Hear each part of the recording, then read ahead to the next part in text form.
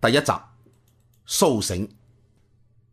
鄭揸一直都覺得自己喺呢個社會裏頭，直頭有如行屍走肉一樣，每日就係返工放工，食飽就瞓，瞓飽就食。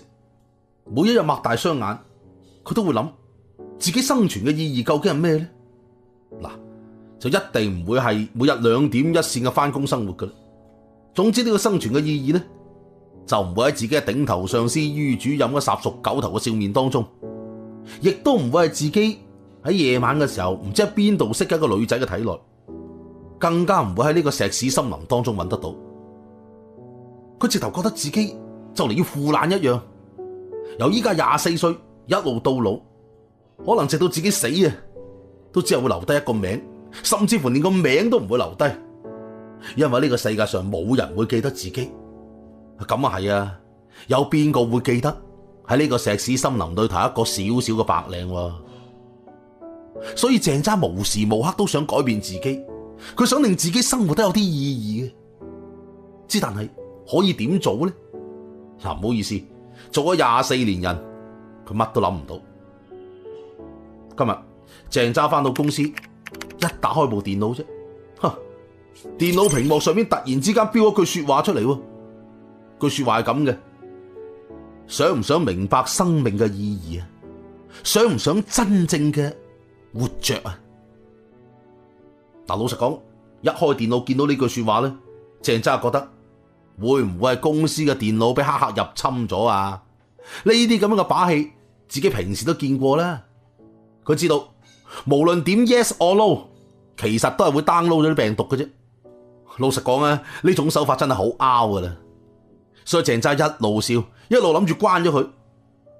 但係佢嘅手指掂到鼠標嗰陣咧，突然間一種奇怪嘅感覺令到佢成個定咗落嚟。佢望住呢句說話，想唔想明白生命嘅意義啊？想唔想真正嘅活着啊？忽然間，鄭揸覺得自己心中一片迷茫，一種根本都講唔出嘅吸引力，令到佢將自己嘅手指咧擺咗喺鼠標嘅左鍵嗰度，然後慢慢移到 yes 嗰個位，輕輕一 click，就喺佢 click 落去嗰下，鄭揸個腦嗡一聲，完全失去咗知覺。唔知過咗幾耐，鄭揸覺得自己嘅背脊冷冰冰咁嘅，仲要好有節律咁樣喺度摁下摁下摁下。忽然間，鄭揸成個扎起，佢由地面跳起身，然後第一時間就望向周圍。佢腦海裏邊原本嘅辦公室環境同眼前嘅景象咧，瞬間令佢出現咗混淆。不過只係過咗短短幾秒鐘，佢就已經由呢種混淆當中清醒過嚟。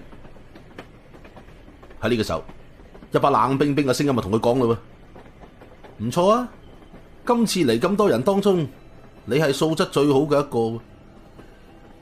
鄭揸即刻擰轉頭，只見佢身後邊有個黑頭髮嘅後生仔，一路笑一路望住自己。嗱，呢個後生仔大概24、25歲到咧，個樣啊普普通通，不過面上邊咧就有幾笪刀疤，望落令人有啲毛骨悚然。嗰個後生仔手上邊啊揸住口煙，深深咁嗦咗一啖，跟住佢嘅視線咧就越過咗鄭揸，望向咗佢身後邊。咁鄭揸擰轉頭一睇，咁先發現原來喺後邊咧仲瞓住5個人，3男2女。除此之外啊，喺呢個封閉嘅環境當中咧，仲有另外10幾個外國人存在。鄭揸定一定神，再望一望周圍，佢感覺到自己嘅位置應該係喺一節行駛緊嘅車廂之中，而且行嘅速度仲非常之快添。頭先佢瞓喺地下嗰種冰冷嘅觸感，同埋嗰種有節奏嘅律動咧，正係呢隻行駛中嘅車廂傳過嚟嘅。喺呢個時候，鄭揸就問周圍嘅人啦：呢度咩地方？你哋係咩人啊？我點解會出現喺呢度嘅？點知嗰班外國人呢，望咗鄭揸2眼就擰轉頭唔理佢，唯獨是一開始同佢傾偈嗰個後生仔咧，深呼吸咗一啖氣。跟住同佢講：你諗下，佢應該已經將所有嘅嘢植入你腦海之中噶啦噃。我諗下，諗咩啊？嗱，鄭揸開始好努力咁樣去回憶起腦海當中嘅一切。佢只係記得自己喺公司裏頭見到部電腦上邊嗰句想唔想明白生命嘅意義啊，想唔想真正嘅活着啊，呢條彈出嚟嘅提示嘅時候，佢神推鬼拱咁樣撳咗個 yes， 然後就昏迷咗人事不知啦。正當佢回憶到呢度嘅時候，忽然間鄭揸感覺到係自己嘅腦海裏邊呢，唔知點解突然間多出咗好多好多嘅畫面，然後似乎有個人喺度同自己解釋緊所有嘢。呢個係一個遊戲，邊個創造咗呢個遊戲已經考證唔到啦，可能係神仙，亦都可能係惡魔，又可能係外星人，或者係未來嘅人類。總之，自己已經變成咗呢個遊戲當中嘅一員啦。遊戲嘅制定者會將一個選擇擺喺嗰啲喺都市當中感覺到迷惘嘅人嘅面前。當佢哋選擇咗呢個遊戲之後呢，就會俾系統送到各個恐怖片嘅場景裏邊。鄭揸就喺度細細咁思考緊腦海出現嘅呢啲咁嘅解說嘅時候，忽然間嗰個黑頭髮嘅後生仔又講啦：今次係生化危機第一部，新丁，你哋都幾好彩啊！第一次入嚟遇到部咁輕鬆嘅恐怖片，就算係死啊，都死得好輕鬆嘅。佢一路講，一路又將手上邊個口煙呢大力咁索咗一啖，跟住用力一捻，捻熄咗個煙頭。嗱，坐喺鄭揸身邊有個肥仔就講啦：咁你個意思即係話，我哋依家係個意識入到電腦裏頭，即係好似嗰啲玄幻小說裏頭嘅遭遇咁啊？咁我哋係咪通咗關打爆機，咁意識就會翻返去身體裏頭，跟住復活噶啦？嗰個黑頭髮後生仔咧喺袋裏頭揞咗支手槍出嚟，係沙鷹嚟嘅。佢打開手槍，開始調試，一路調試一路講啦：你哋係咪意識體我就唔知啦，不過你哋會覺得痛噶，會受傷，仲會死添。仲有啊，你講錯咗樣嘢。當你通關啦，爆機之後咧，就會進入下一部嘅恐怖片。嗰部恐怖片你可能睇過，又可能未睇過，因為每次主神都會調啲新嘅成員入嚟，因為上一部片一定會死人噶嘛，即係好似你哋啲新丁咁，咪用嚟填數噶咯。嗱，每次嘅人數咧都係7到20人之間。換句話嚟講，今次呢部生化危機又冇乜危險嘅啫，我哋加埋埋得7個。咁個肥仔又講啦：你又知嗰啲死咗嘅人唔係已經翻到佢哋嘅身體裏頭，話唔埋係佢哋自己想死咧？嗱，佢啱啱講完啫，嗰個後生仔突然之間擔高頭，嚟咗個肥仔一眼，喺下一秒鐘，佢已經成個彈起，直頭好似隻黑炮一樣，將嗰個肥仔一撳咗地下，嗰支沙鷹已經懟實肥仔個口啦。你想唔想試下？你想唔想象得到嗰種無限嘅恐怖啊？我經歷過3部片噶啦。第一部係猛鬼加1，嗰次一共有15個人，仲有2個呢係通關咗2部恐怖片嘅熟手技工嚟噶。但你知唔知結局啊？佢哋冚唪唥喺夢裏頭俾人殺咗啊！得我同另外一個人有命咋？你想唔想知道俾荒誕嘅夢殺死嘅感覺啊？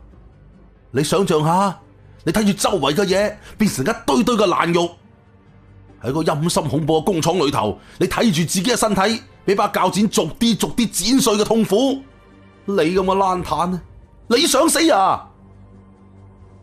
嗱，呢個黑頭髮嘅後生仔越講越激動，佢眼神之中咧仲閃過一絲嘅殺意。個肥仔已經俾佢嚇到周身打冷震，但好衰唔衰，佢把口咧俾支沙鷹塞住，佢哋開聲求饒都做唔到啊！見到嗰個後生仔越講越激動，鄭揸同埋其他嘅人呢即刻過去勸開佢哋。咁個黑頭髮嘅後生仔冷笑兩聲，翻到自己之前坐嘅位嗰度，繼續摸住支沙鷹嘅講啦。所以你哋唔好大安旨意啊！喺恐怖片裏頭死，係真係會死噶。而且如果你哋俾呢啲恐怖片裏頭嗰啲惡魔折磨死咧，會死得好慘噶。如果你哋真係冇信心保住自己條命嘅話咧，不如趁早自殺啦。呢個時候，鄭揸旁邊一個戴住眼鏡嘅後生女仔講咯：咁我哋係咪真係冇辦法翻到自己嘅身體裏頭啦？我一直都講噶，你哋唔係意識體入嚟呢度噶。乜你覺得我哋身在嘅呢個遊戲係人類科技做得到嘅咩吓？唔係啊，係神嘅傑作嚟噶。我哋呢班人喺佢哋眼裏頭螞蟻一樣咋。佢哋為咗開心，咪捉住我哋掟入得恐怖片裏頭，睇我哋點樣掙扎咯。我哋依家係肉體連埋精神一齊入嚟噶，翻唔到去噶。至少我覺得翻唔到去啊。點知個戴眼鏡嘅女仔咧，一啲都冇激動。佢諗咗諗，繼續講：聽你咁講，即係真係有希望可以翻到去咯噃。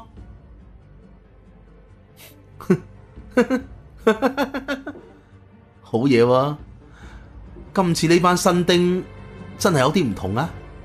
係啊，其實係有希望翻到去噶。嗱，佢呢句說話一出啫，包括鄭揸在內嘅呢6個人，全部眼定定咁望住呢個黑頭髮嘅後生仔，等佢講究竟點樣可以翻去。咁究竟佢哋要點樣離開呢一個所謂嘅遊戲呢？我哋下集再講。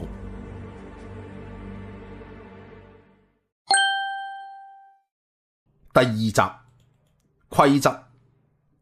嗱，上次講到鄭揸喺昏迷之中醒嚟，發覺自己居然入到一個遊戲世界裏頭。根據先行者嘅介紹，佢哋要喺恐怖片嘅世界裏頭穿梭，努力保住自己條命。而喺恐怖片裏頭死咧，係真係會死嘅。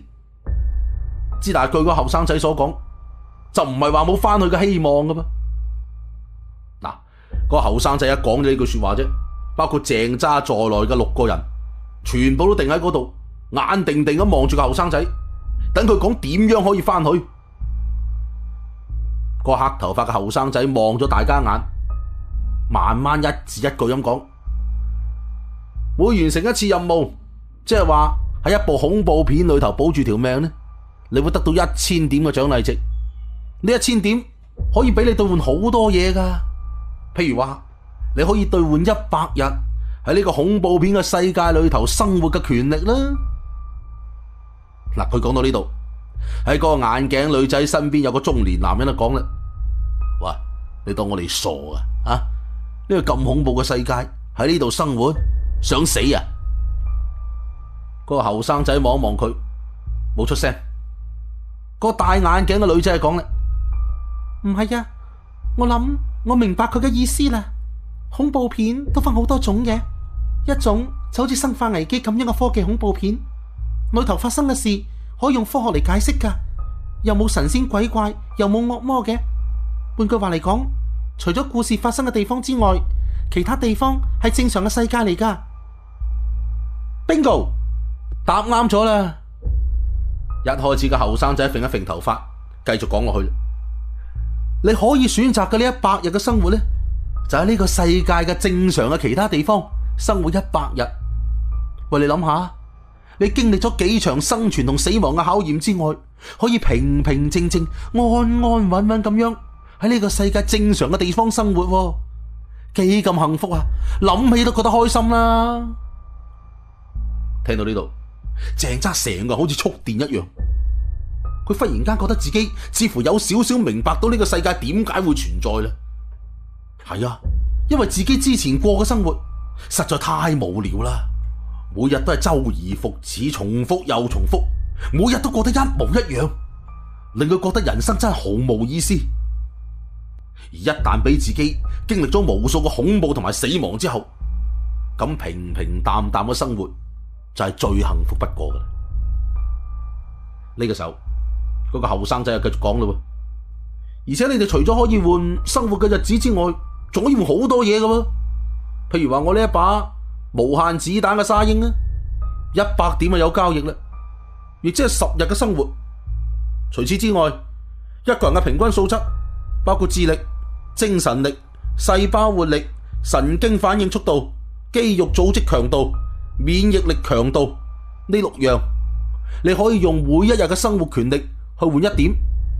普通人呢6維呢都係100，亦即係話你只要能夠1部恐怖片裏頭通關，咁你完全可以令你嘅力量比依家大1倍。你可以打通關100部嘅恐怖片，咁你就係超人。但係呢個時候，嗰個戴住眼鏡嘅女仔呢又問啦：係咁，如果我哋要翻到自己嘅世界，要幾多點獎勵值啊？5萬點啦。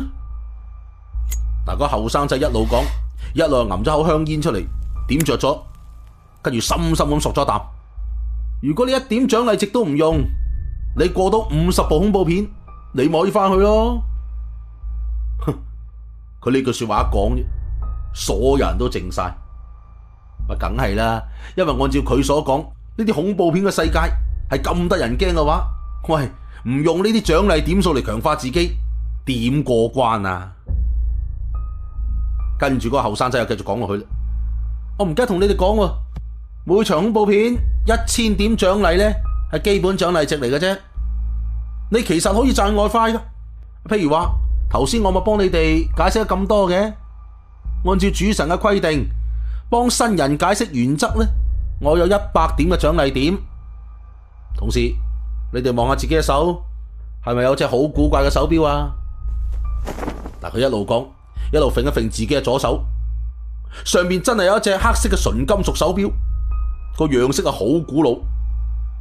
於是鄭揸佢哋呢，亦都望一望自己嘅左手，係喎，手上邊真係有隻手錶，喺手錶裏邊顯示咗幾個數據，一個喺度倒計時緊嘅3個鐘頭07分，仲有就係一啲數據歸納，譬如話喪屍個數啊、爬行者個數啊、新人個數啊等等。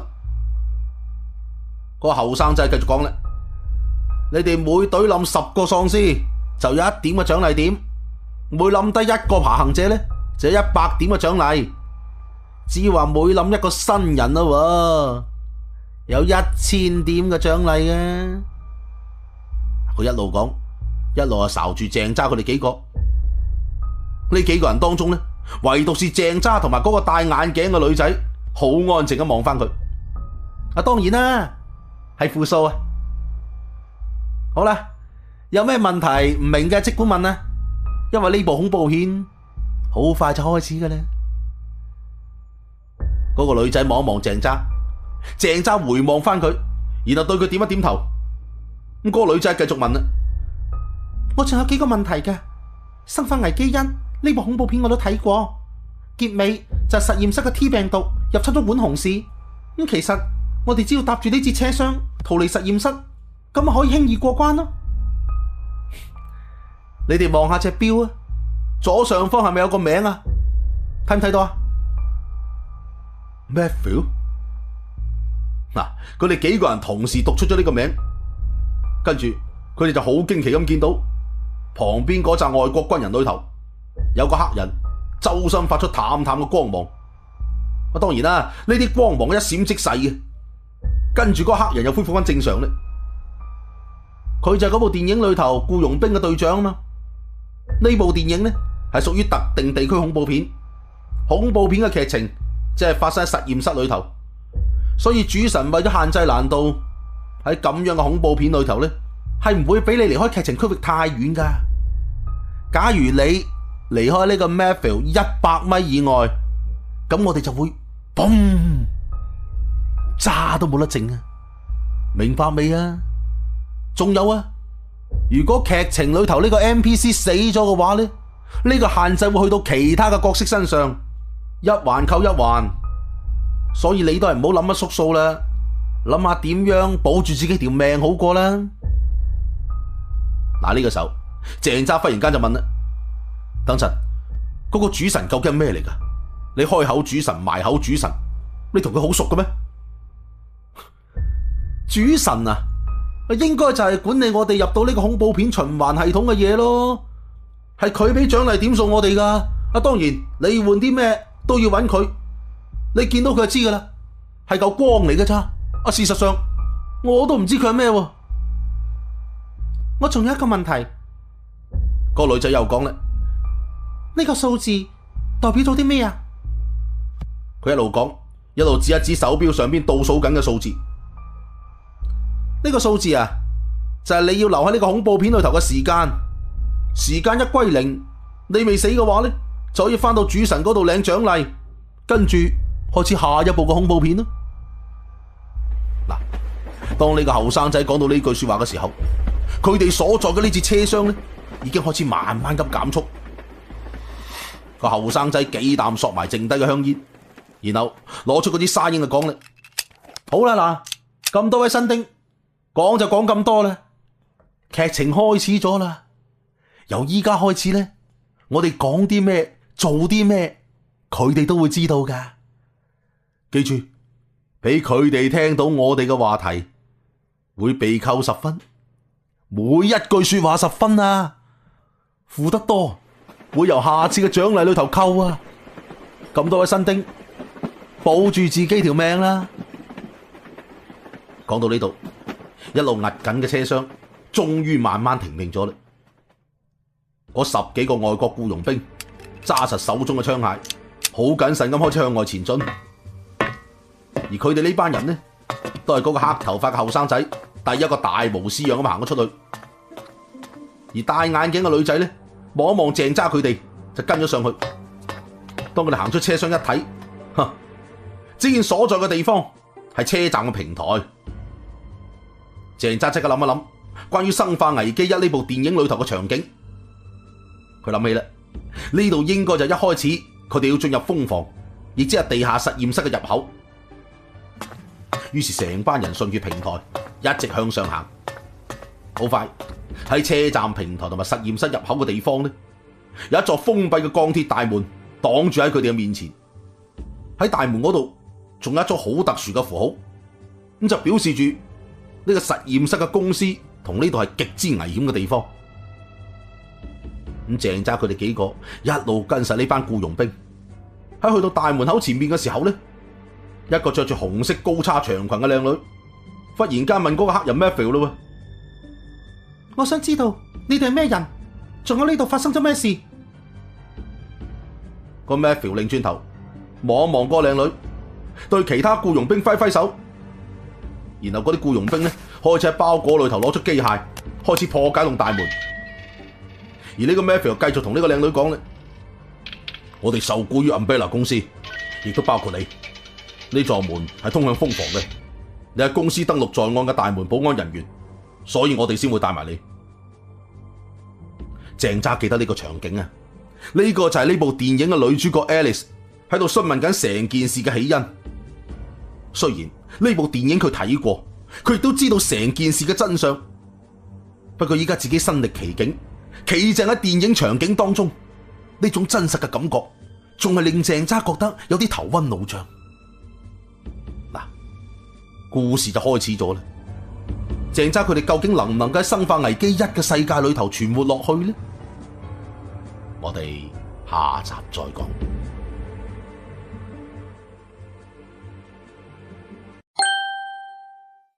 第3集背景。嗱，上次講到鄭揸同其他嗰啲所謂被主神選中嘅人呢，進入到恐怖片《生化危機1》嘅電影世界裏頭。